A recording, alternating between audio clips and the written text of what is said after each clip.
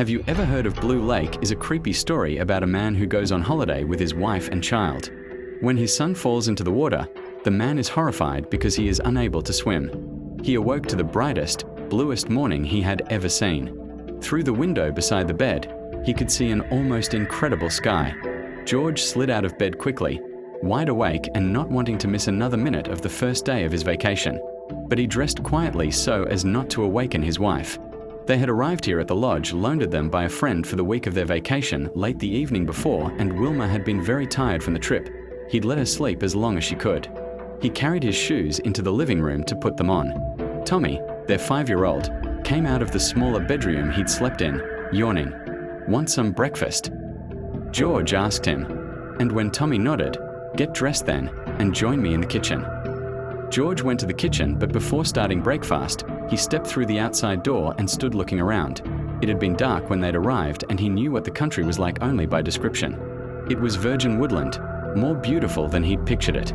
The nearest other lodge, he'd been told, was a mile away, on the other side of a fairly large lake.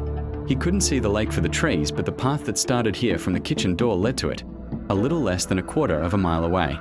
His friend had told him it was good for swimming, good for fishing. Swimming didn't interest George.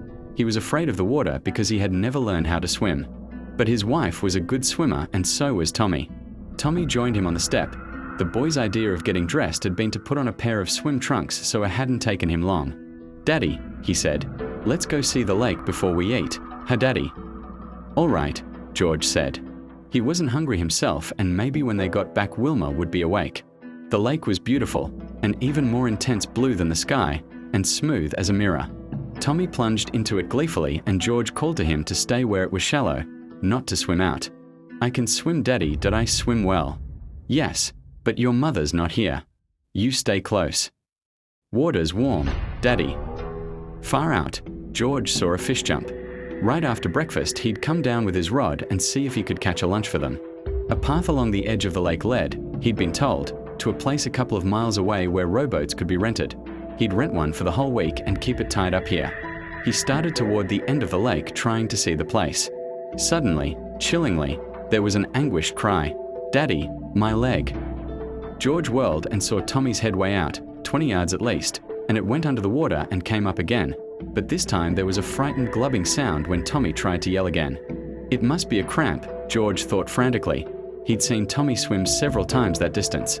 For a second, he almost flung himself into the water. But then he told himself, "It won't help him for me to drown with him, and if I can get Wilma here, there's at least a chance." He ran back toward the lodge. 100 yards away, he started yelling, "Wilma!"